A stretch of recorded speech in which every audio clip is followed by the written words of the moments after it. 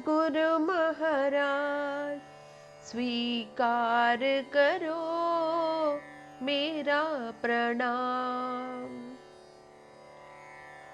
श्री श्री परमहंस योगानंद जी की जय हो। योगी कथामृत परिच्छेद 28, काशी का पुनर्जन्म और प्रकटन। कृपया पानी के अंदर मत घुसो, चलो हम सब बाल्टियों में जल भरकर स्नान करें।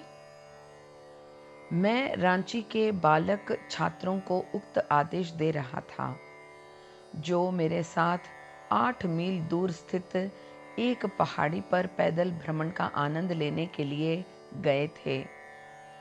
सामने का तालाब हमें आकर्षक प्रतीत हुआ।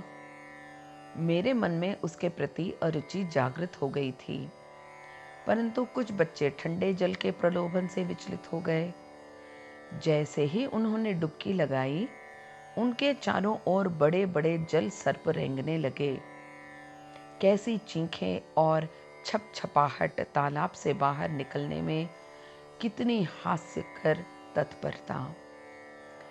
निर्दिष्ट स्थान पर पहुंचकर हम लोगों ने वन भोज का आनंद लिया।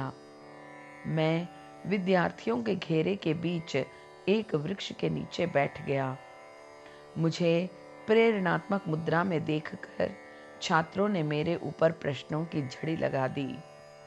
एक बालक ने प्रश्न किया, स्वामी जी, कृपया यह तो बताइए कि क्या मैं वैराग्य के पथ पर आपके साथ सदा बना रहूंगा? मैंने उत्तर दिया, नहीं बच्चे, तुम बलपूर्वक घर ले जाए जाओगे और बाद में तुम्हारी शादी हो जाएगी। उसने जोर से प्रतिवाद करते हुए कहा, यह असंभव है, केवल मरने के बाद ही मुझे घर ले जाया जा सकेगा। किंतु कुछ महीनों बाद ही उसे घर ले जाने के लिए उसके माँ बाप रांची आ पहुंचे और उसके साअश्रु विरोध के विपरीत वे लोग उसे घर वापस ले गए। कुछ वर्षों बाद उसका विवाह भी हो गया। जब अनेक प्रश्नों का उत्तर मैं दे चुका, तब एक बालक ने, जिसका नाम काशी था, मुझसे अनुरोध किया, स्वामी जी, मेरे भाग्य में क्या लिखा है? वह लगभग 12 वर्ष का एक तीव्र बुद्धि तथा सर्वप्रिय बालक था। तुम्हारी शीघ्र ही मृत्यु हो जाएगी। मानो किसी अदम्य शक्ति ने मेरे मुख से इन शब्दों का उच्चारण कराया हो।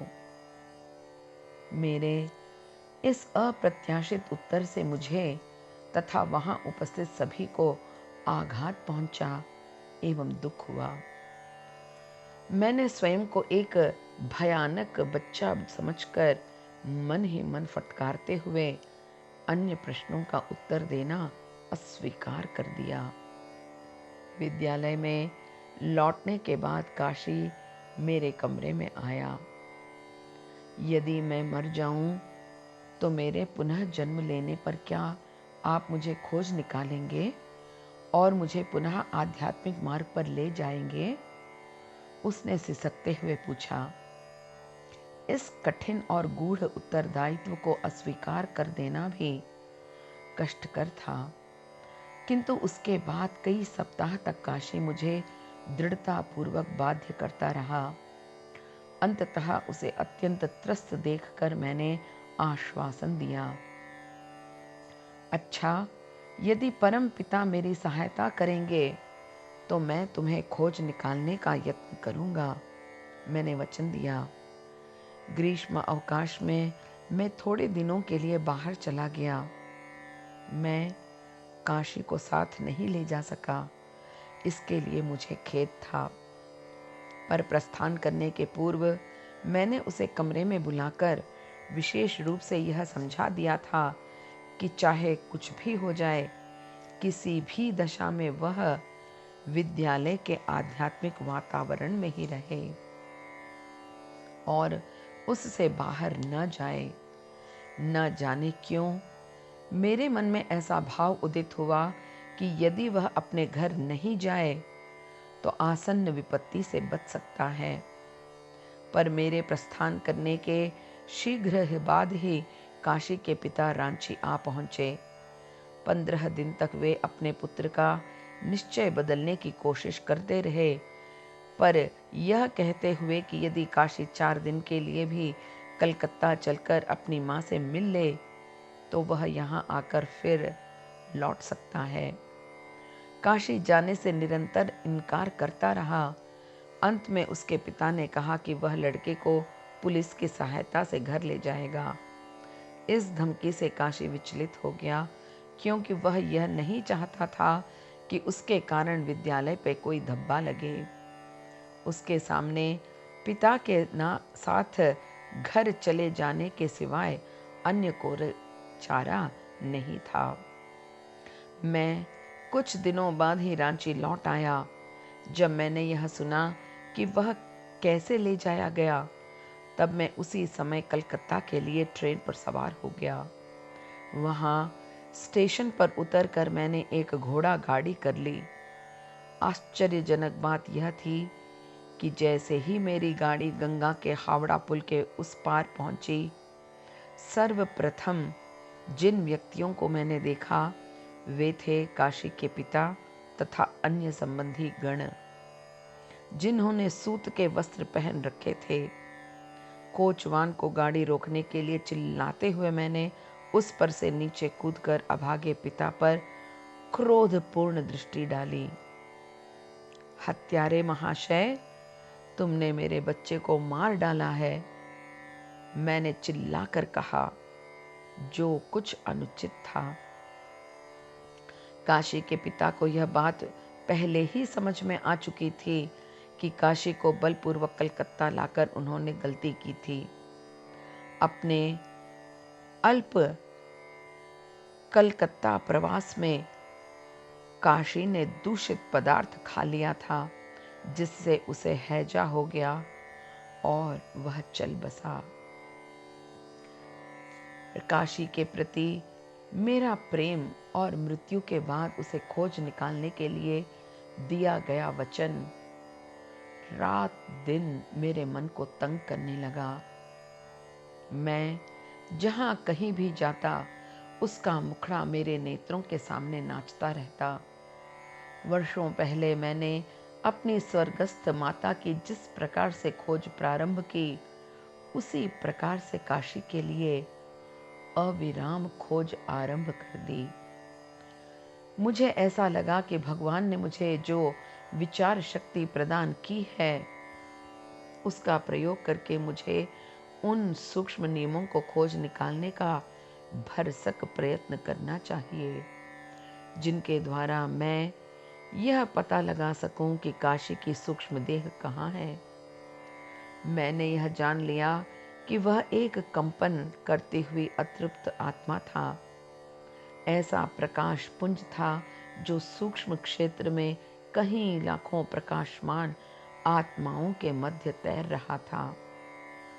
असंख्य आत्माओं की ज्योति तरंगों के बीच काशी की आत्मा से संपर्क स्थापित करने का मेरे लिए क्या उपाय था।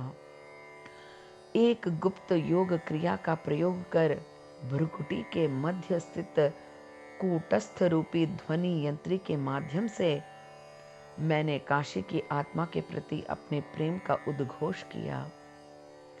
रेडियो के एरियल की तरह अपने हाथों और उंगलियों को आकाश की ओर उठाकर मैं गोल गोल घुमाकर यह पता लगाने का प्रयत्न करता रहा कि वह स्थान किस दिशा में है जहां काशी की आत्मा गर्भस्थ है। मेरा विश्वास था कि काशी अब भ्रूण के रूप में गर्भस्थ हो चुका है। मुझे आशा थी कि मन के रेडियो के भीतर एकाग्रता के बल से मैं काशी का प्रत्युत्तर अवश्य पालूंगा। मैं अंतः प्रेरणा द्वारा अनुभव कर रहा था कि काशी शीघ्र ही धरती पर लौटने वाला है, और यदि मैं अविरत रूप से अपना संदेश उसे भेजता रहूं तो उसकी आत्मा अवश्य ही उतर देगी।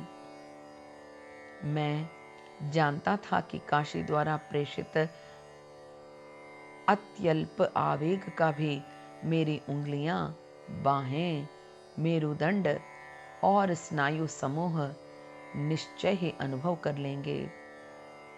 काशी की मृत्यु के 6 माह बाद तक मैं अमंद उत्साह के साथ योग प्रक्रिया का नियमित प्रयोग करता रहा। एक दिन प्रातःकाल कलकत्ता के भीड़ भरे बहु बाजार क्षेत्र में अपने कुछ मित्रों के साथ पैदल जाते समय मैंने सदा की तरह अपने हाथ ऊपर उठा लिए। प्रथम बार मुझे प्रतिक्रिया का अनुभव हुआ। अपनी उंगलियों और हथेली पर विद्युत आवेगों के आघात का अनुभव होते ही मैं रोमांचित हो उठा। ये तरंगें मेरी चेतना के अंतःस्थल में प्रविष्ट होकर एक विचार में परिणत होने लगीं। मैं काशी हूं, मैं काशी हूं, मेरे पास आइए। जब मैंने अपने हृदय के रेडियो पर ध्यान केंद्रित किया तो यह विचार एक तरह से स्पष्ट कर्ण गोचर होने लगा। काशी की विशिष्ट मोटी आवाज फुसफुसाहट के रूप में बार बार सुनाई पड़ने लगी। मैंने अपने एक साथी की बाह पकड़ ली और मुस्कुराते हुए उसकी ओर प्रसन्न नेत्रों से देखने लगा। मैंने कहा, ऐसा लगता है कि मैंने काशी का पता लगा लिया है। मैं बार बार गोल गोल घूमने लगा, जो मेरे साथियों एवं अन्य राहियों को बड़ा कौतूहलपूर्ण लगा। विद्युत तरंगे मेरी अंगुलियों से तभी टकराती थीं जब मेरा मुंह पास के एक रास्ते की ओर मुड़ता था, जिसका नाम था सर्पेंटाइन लेन। अन्य दिशाओं में मुड़ते ही सूक्ष्म तरंगें अदृश्य हो जाती थीं।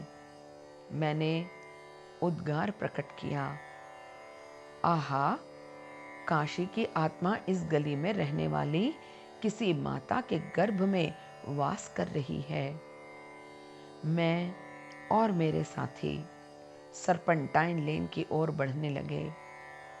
अब मेरे ऊपर उठे हाथों में विद्युत तरंगें और प्रबल तथा स्पष्ट रूप से अनुभव होने लगी, जैसे किसी चुंबक ने मुझे सड़क की दाहिनी ओर खींच लिया हो। एक घर के दरवाजे के सामने पहुंचते ही मैंने सहर्ष अनुभव किया, मेरे पैर वहीं अटक गए हैं। मैंने तीव्र उत्तेजना की दशा में सांस रोके दरवाजे को खटखटाया। मैंने समझ लिया कि मेरी दीर्घ और असाधारण खोज का फल अब मिलने वाला है। एक नौकर ने दरवाजा खोला। उसने यह सूचना भी दी कि गृह स्वामी घर में ही हैं। वे दूसरे तल्ले पर से सीढ़ियों से नीचे उतर आए और मुस्कुराते हुए मेरी ओर जिज्ञासा से देखने लगे। मैं समझ नहीं पाया कि अपना प्रश्न कैसे रखूं, जो एक साथ ही उपयुक्त तथा अनुपयुक्त और असंगत भी था। मैंने पूछा, कृपया यह बताइए कि क्या आपकी पत्नी गत 6 माह से गर्भवती हैं? हाँ, ऐसी बात तो है। सांप्रदायिक गेरुआ वस्त्रधारी मुझ सन्यासी को देखकर गृह स्वामी ने विनती की, दया कर यह बता दें कि आप यह बात कैसे जान गए? जब उसने काशी के विषय में मेरी वार्ता तथा जो वचन मैंने उसे दे रखा था उसके विषय में सुना, तब उस आश्चर्यचकित व्यक्ति को उस पर विश्वास आ गया। मैंने उसे बताया, आपको गौर वर्ण के एक पुत्र की प्राप्ति होगी, जिसका मुख चौड़ा होगा और ललाट के ऊपर भ्रमरी रहेगी। उसकी वृत्ति आध्यात्मिक रहेगी। मुझे पूरा विश्वास था कि जन्म लेने वाले बालक में काशी के सब लक्षण विद्यमान रहेंगे। बाद में जाकर मैंने उस बच्चे को देखा भी। माता पिता ने उसका नाम काशी रखा, जो उसके पूर्व जन्म का नाम था। शैशवावस्था में भी उसकी आकृति रांची के मेरे प्रिय छात्र काशी से बिल्कुल मिलती जुलती थी। बालक मुझे देखते ही मेरी ओर आकृष्ट हो गया।